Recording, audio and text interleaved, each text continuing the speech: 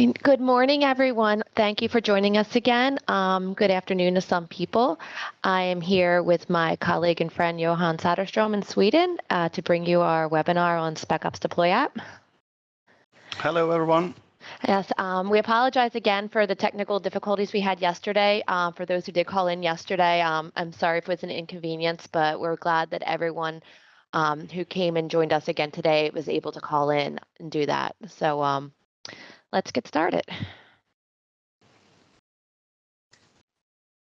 A little bit about myself. My name's Heather Potson, and I'm one of the product specialists here at Specops. I've been working in Windows infrastructure for about 16 years and graduate from Drexel University. I'm a dancer, and I enjoy traveling and taking care of my 2 little kids. And my name is Johan Söderström.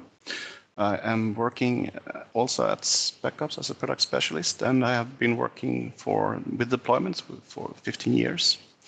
I love travel to other countries, and I'm also a technology geek, and also I love food, wine, and motorcycles, as you can see on the picture. Yes, and hopefully we'll be having some wine next week. Johan and I will be meeting our colleagues in Portugal for a company meeting. So it can happen. It can happen. You never know. Yeah, it's been about 2 years since we've seen each other, so this is exciting for us. So our webinar series, some of you have been with us so far. We've had weeks on introducing Deploy and going through OS Deploy. This week, as you can see, is App Deploy.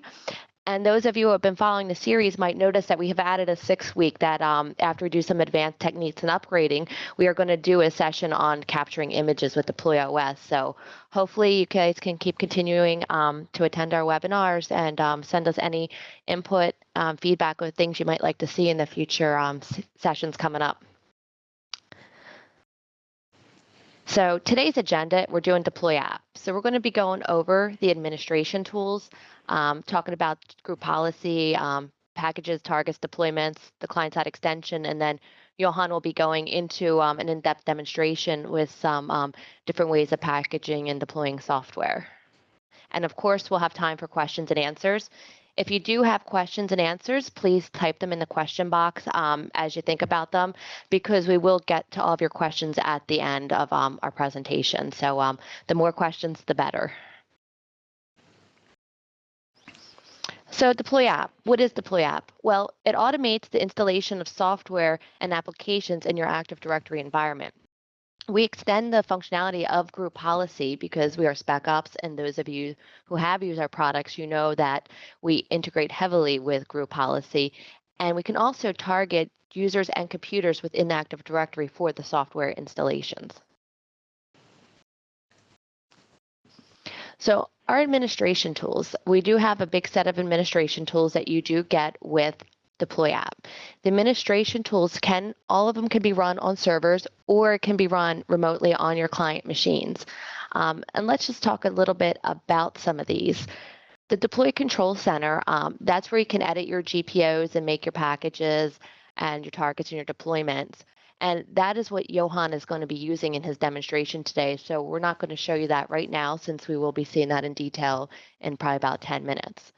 But the next piece is the GPMC snap-in, which we put into the Group Policy Management Console to create your objects, your targets, your packages, and deployments. And Johan, do you want to pull that up right now for us?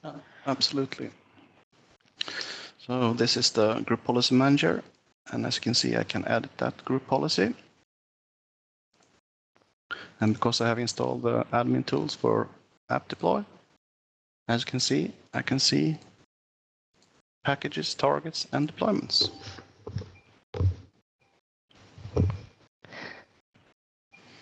All right, thank you. And then the next piece is the Specops configuration tool. That, do you want to pull that up? Because the configuration tool is usually mainly for licensing, and then you can actually see which computers you have connected. So you can see the licensing in here, and also all the computers that has the client-side extension on it, as you can see here. And then the migration tool. This is if you have many GPOs that if you want to do, you can copy your settings for your packages, targets, and deployments from one GPO to another. So that's really handy if in your environment you do have that. So let's pull that up really quick. We're not going to go into detail on that today, but down the line in future webinars, we might, if we have an advanced techniques, go into this a little bit more. But you could just see how you can copy the configuration and move it, export and import the configurations there. It's a very handy tool when you move your deployment solution to another domain or something like that. You can take all your files and your group policy settings from one domain to another. So it's very simple to take everything on a USB stick and put it into a new environment. So, and then the last tool, which we're not going to really go in today, is a deployments manager. And that's just a way that you could select applications to reinstall and refresh the GPOs on computers.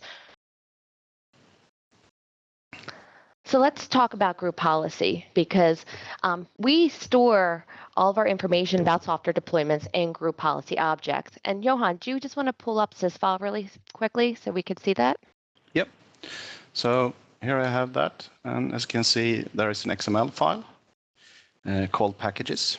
And also, if you look in here, you have deployments and targets. So it's all in sysfile as XML files. So, and then as we mentioned earlier, the administration tool adds a plugin into the group policy management console, which we already saw that. Also, as I mentioned earlier, you could put the tools on your client machine. So a lot of times in very large organizations, I know a lot of times in schools, they like to have the technicians to have it just the tools on their client machine so they're not remoting into servers all the time and do that.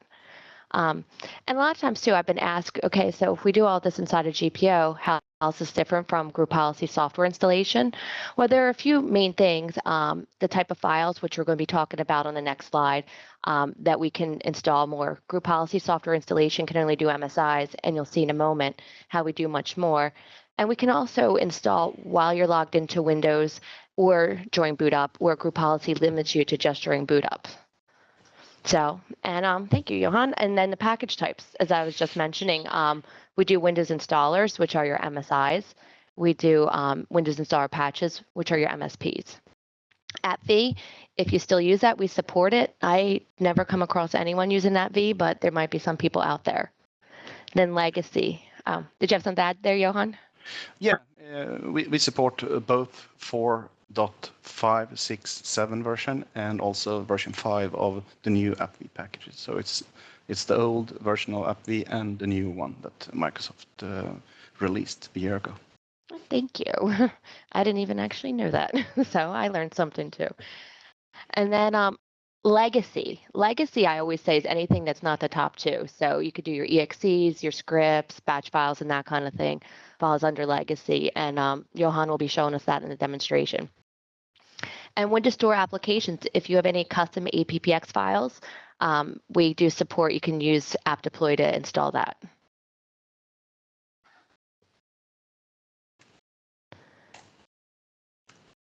Okay, and let's talk about targets. Targets are the who and what is going to get the software you want to install. So we could do, as you can see here, we have membership criteria. So OUs, computer names, security groups, anything in AD is pretty much the membership criteria. I know I typically will use security groups or OUs or just target an individual computer. But you could do environmental criteria, you could do with registry settings, hardware, if you have specific model updates you might want to do. The other popular one here is the software criteria, and that's operating systems. So you could target specific OSs or groups of OSs, even down to the processor type. And then we do also support WMI queries if you do like to use them. So it pretty much covers all situation in an Active Directory with the VMI queries, actually. So that's good. All right. And then deployments. This is where the fun happens, because that's where we marry the package with the target to actually make the deployment. And a lot of this I'm going to just go through briefly right now, because we'll see it in more detail in Johan's demonstration. But with your deployments, you can schedule your installation times, your options if you want to install during boot up, after the Windows has been logged in, or both. You can manage your deployments. if you want end user interaction or not. And you can actually also see your modify history. So you can see if someone went in and tweaked a deployment after you set it up. We actually do have that recorded. That's actually a great feature. So if you have a lot of technicians and nobody knows who did the last tweak, you can always go into the modify history and look at that. It's really, really good. All right, and the last piece before we jump into demonstration I want to talk about is the client-side extension, because that's really important. You have to have the client-side extension on the client machine if you want to deploy software to the client with app deploy. If you don't have it, it doesn't work. I get asked a lot by potential customers saying, well, could we use app deploy to deploy the client-side extension? And no, you can't because you need it to deploy. So we recommend just using the group policy software installation to get it out there on your existing machines. Simple, it works great. It's been proven thousands of times. Once they have that there and you get your app deploy GPO, you're good to go. So the client-side extension reads your Specops related group policy settings and reacts accordingly. So that's how it knows when you have a group policy refresh to say, hey, I have new applications that need to be deployed with Specops. You can customize your client-side extensions through ADMX templates that we do provide for you, so it is customizable to fit your environment. And it also sends a feedback to your deployment server about your deployments. And the feedback, we haven't talked about that much yet today, but we'll see it in the demonstration, is one of the great, fantastic features that App Deploy has because you get your feedback real-time and on the fly. So with that being said, let me turn this over to Johan so we can actually see all this in action. Absolutely. So I have a server here with deploy installed on. And as Heather said in the last slide, to get everything to work, you need to have a group policy that hitting that machine. And also you need to have the client-side extension. So here is how that looks like on a client. So first of all, I'm going to show you how to actually upgrade Java 7 to Java 8. So I'm going to show you how that worked. It's not that complicated, but if you've never done it before, of course it's complicated. So first of all, you need to prep the installation. So you have to start the executable file, as you can see here, and run it. What that will do is actually extract itself as an MSI package to a folder called app data. So I will actually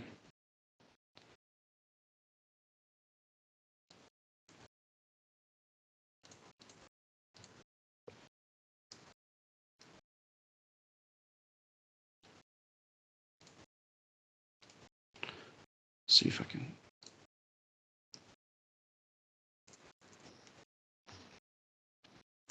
Why can't I? As you can see here, I have a Sun. It's Oracle right now, but it's actually Sun in under the hood. So as you can see here, here is the MSI package.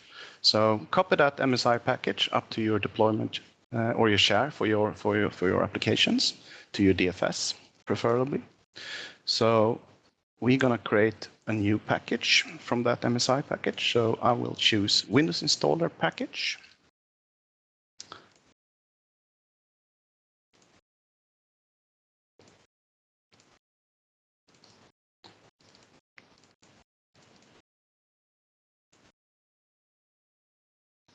And also, when you do installations, you need to think about three very, very important stuff. You need to be able to install it silently, uninstall it silently, and also make sure that the package doesn't update itself. It's you as an admin that's going to decide which Java version that's going to be on the machines because you know the requirements for your system in your environment, not the user. So what we need to do here is actually make sure it's quiet. So we have to add something called a post installation command. So it's just a register value that says don't update yourself. And also I will ignore exit code because if I don't do that, it will always be successful. But if it's successful and the exit code is 0, then it will be displayed in your feedback for that application. So that's the only thing I have to do for Java 8 to get deployed. So how do you update an application? As you can see here, down here, it says Java is deploying, and it's Java 7 update 3 that it's deploying right now, but we want it to be Java 8 update 51 instead. So what we need to do here, we need to upgrade that Java 7 package. So we press upgrade, choose the new package. We go in under deployment options. We say yes, as soon as the group policy is read, you're gonna install this. And also we're gonna use bits download to download the file to the cache and then install it and then remove it from cache. And also I want to manage this deployment. So when I'm gonna upgrade this, as you can see here now,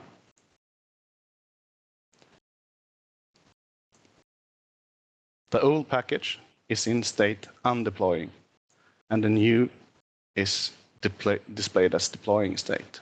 So I'm going to show you guys how the feedback looks like in real time. So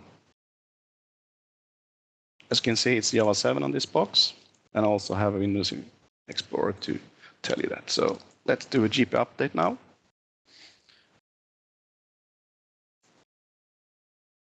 And what happens now is that the client-side extension will read its Specops Deploy app GPO, and it will figure out that, yes, I have something that I want to install and uninstall. So as you can see, it will uninstall the Java 7 and will installing the Java 8.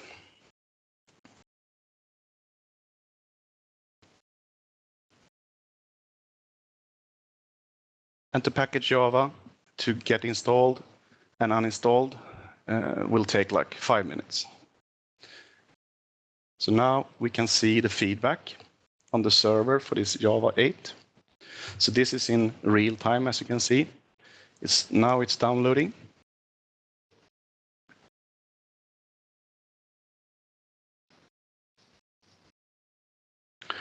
And now it's installing. As you can see, it's working.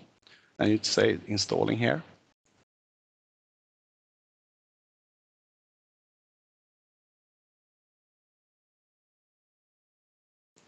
And hopefully we'll have a success.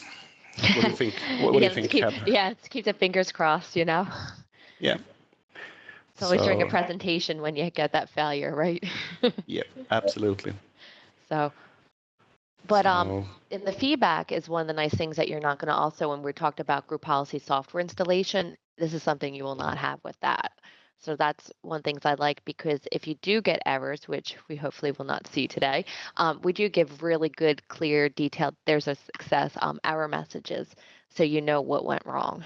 Absolutely. So that's a strong one with a deployment solution as Specops Deploy. You can see everything. It's very detailed. So I can also display very detailed. So you can see here it's my number 2 machine that's got Java.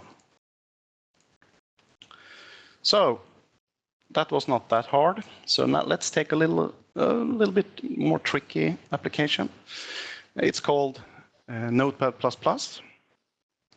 So that's a legacy package.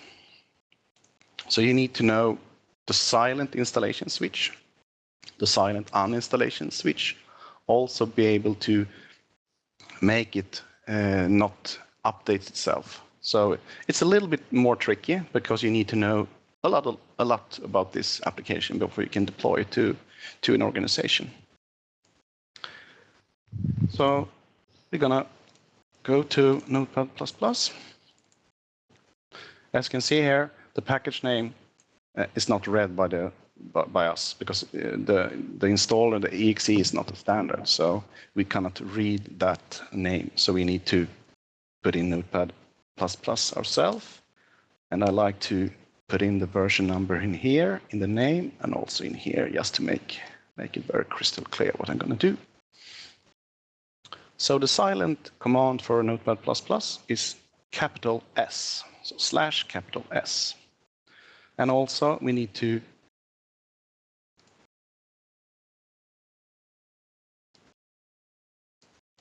put in the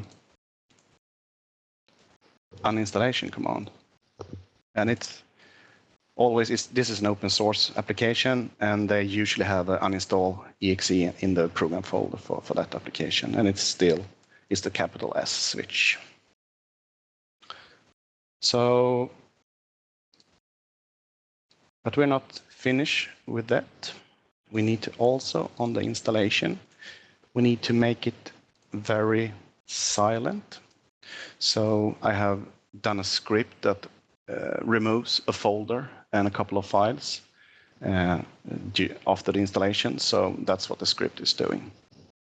And here I also removed the ignore exit code. So now I have created everything that I need for Notepad++.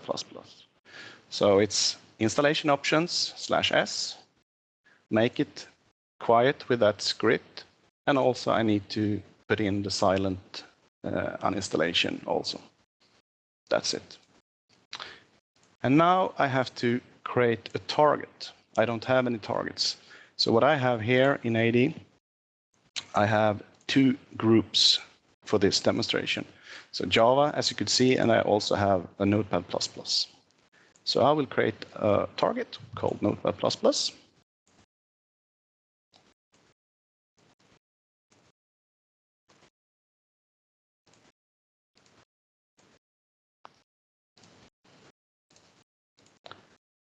And I will point that to that Notepad++ group.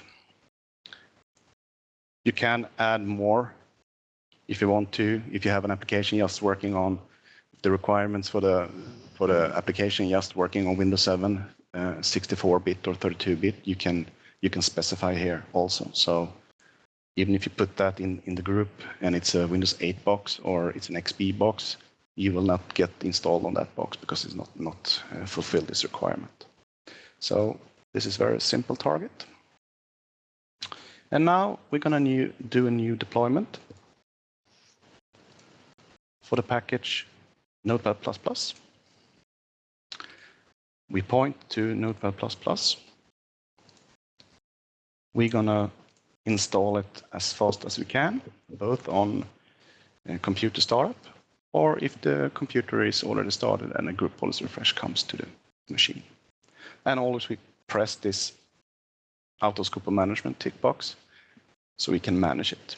Then if we add that machine to that group or remove it, it will be installed or uninstalled.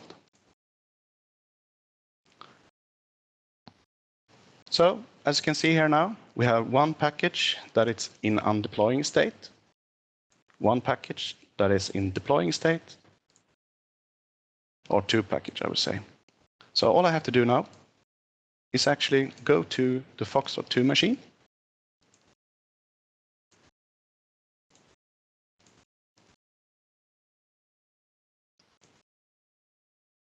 Put it in the group Notepad++.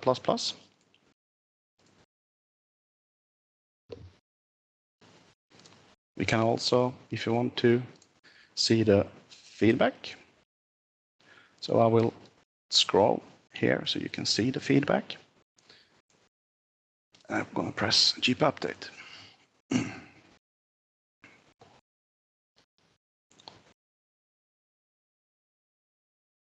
hopefully, Heather, Fingers crossed, right? we will have the second Look success. there you go.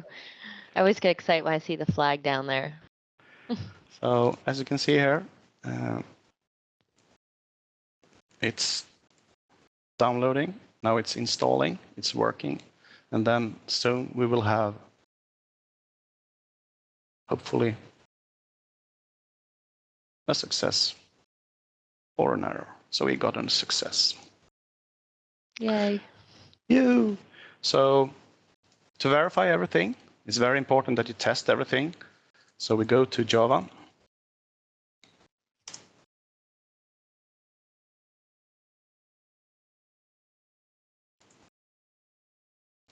Do I have Java?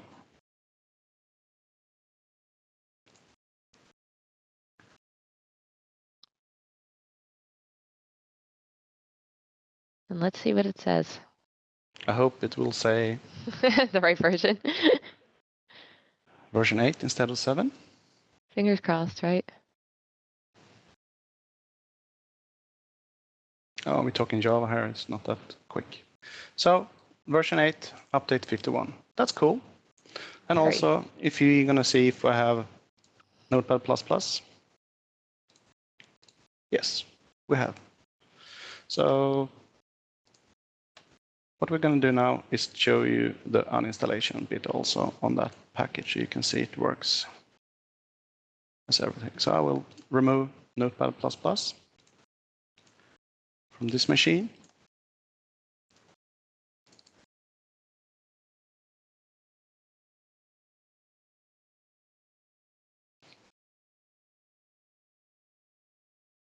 And hopefully this will work also.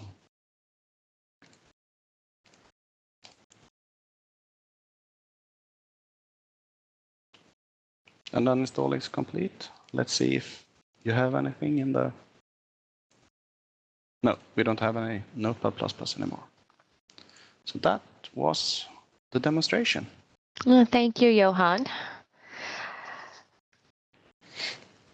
So questions, and speaking of Java, we did have a question come in. Sebastian wants to know is, how do you add sites to the exception list of Java? Exceptions list. You can do that with the scripts. So it's actually you add that to the installer. So as you can see here on the, if I go back to my the demo environment on the package, you can do this. So you need to know the properties for the installer. So if you add that in here, you can get those.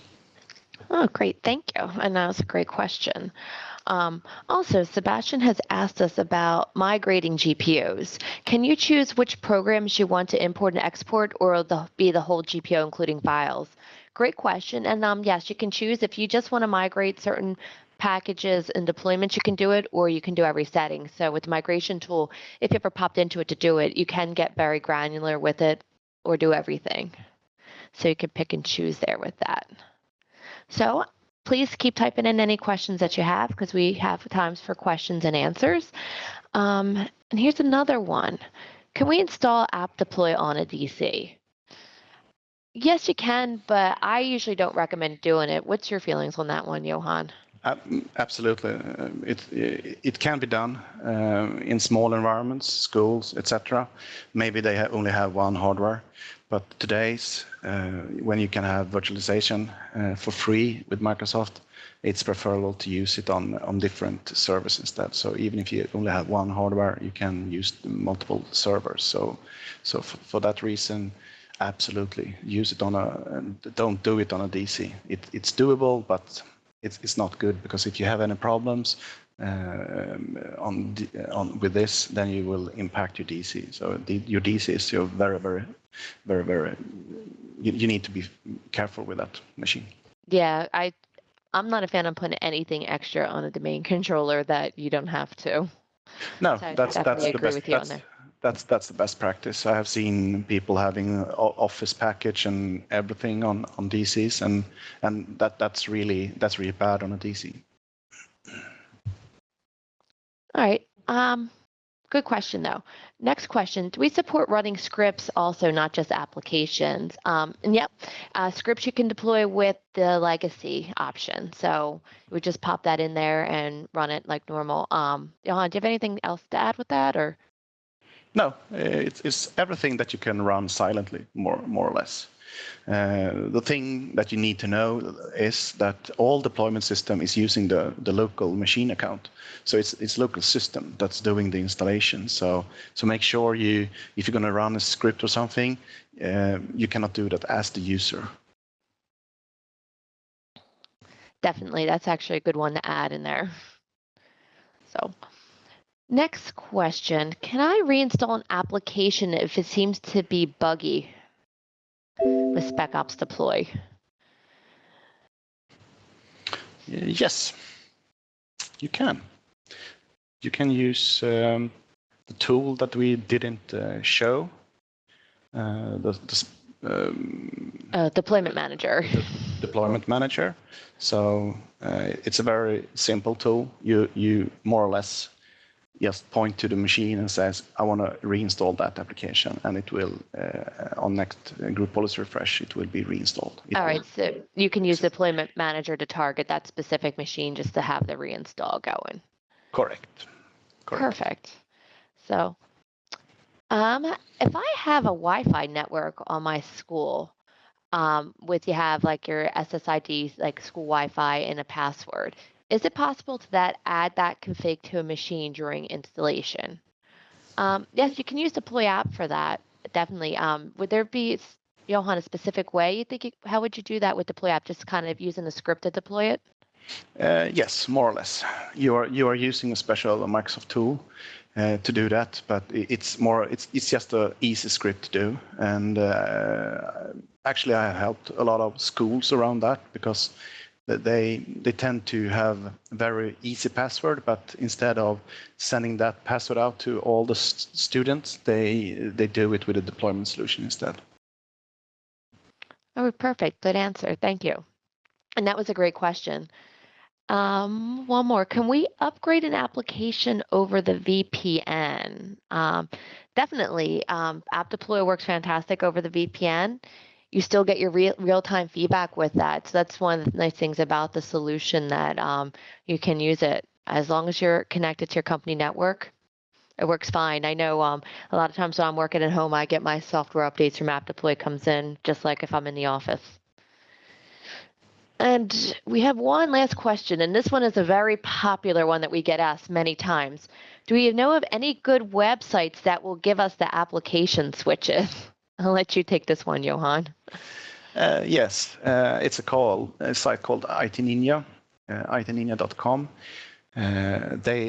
It's a community-based, so a lot of common application is in there. So, and if you yourself can't find anything, you can actually write stuff to that site, so other people can get help from that. What you have learned about silent switches. So IT Ninja is the answer to that question. All right, and we can make sure we'll have marketing send out that website reference when we do the follow-up email, so everyone can have that URL. So that is it for the questions that we have. Do you want to just pull up the slide deck one last time, Johan? Yep. And thank you all for joining us. I appreciate it. Again, we apologize for the technical difficulties yesterday. Hopefully in future weeks we don't have that. 2 weeks, we're going to be doing advanced techniques of Deploy OS, so I hope you all join us again for that. We're really excited. I know Johan's really excited about that, and we've already started planning what we're going to be discussing that week. Again, if there's any requests or feedback for this, please send it in to marketing, and they will pass it on to us. And we're always happy to hear about what you guys would like to hear in future sessions. So with that, everyone have a good weekend. And Johan, I look forward to seeing you on Sunday night in Portugal. Same here. Thank you, everybody, to join, and have a great weekend. Bye. Bye.